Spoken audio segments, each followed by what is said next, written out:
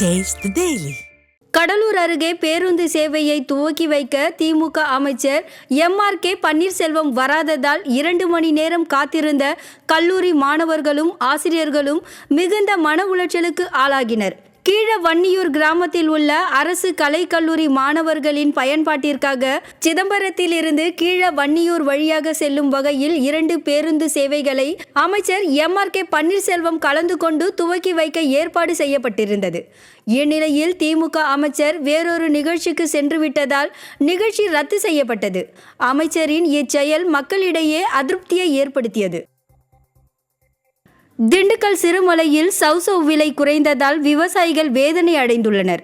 திண்டுக்கல் அடுத்த சிறுமலையில் உள்ள 20க்கு மேற்பட்ட மலை கிராமங்களில் 500 ஏக்கர் மேற்பட்ட பரப்பில் சௌசௌ பயிரிடப்பட்டுள்ளது.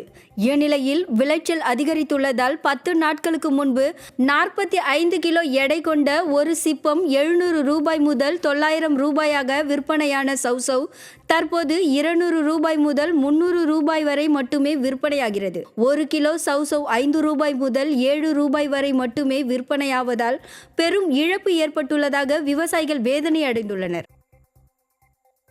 மயிலாடுதுறை மாவட்டம் தரங்கம்பாடி அருகே மருதம்பள்ளம் வாய்க்காலில் தாழ்வாக பாலம் கட்டப்படுவதை கண்டித்து விவசாயிகள் சாலை மறியலில் ஈடுபட்டனர். அன்னப்பன்பேட்டை கிராமத்தில் 4 வழி சாலைக்காக மருதம்பள்ளம் வாய்க்காலில் பாலம் அமைக்கும் பணி நடைபெற்று வருகிறது. இந்நிலையில் பாலத்தின் அகலம் உயரம் குறைவாக அமைக்கப்படுவதால் விளைநிலங்களில் நீர் வடிவதிலும் தண்ணீர் செல்வதிலும் சிக்கல் ஏற்படும் அபாயம் உள்ளதாக தெரிவித்து பாலம் அமைக்கும் பணியை நிறுத்தக் கோரி விவசாயிகள் மறியல் போராட்டத்தில் ஈடுபட்டனர். இதனால் சிதம்பரத்திலிருந்து நாகப்பட்டினம் செல்லக்கூடிய பிரதான நெடுஞ்சாலையில் போக்குவரத்து பாதிக்கப்பட்டது. சேலம் மாவட்டம் காடையாம்பட்டி அருகே 10 ஆடுகளை சிறுத்தை கடித்து குதறியதில் 5 ஆடுகள் உயிரிழந்த சம்பவம் அப்பகுதியில் அச்சத்தை ஏற்படுத்தியுள்ளது.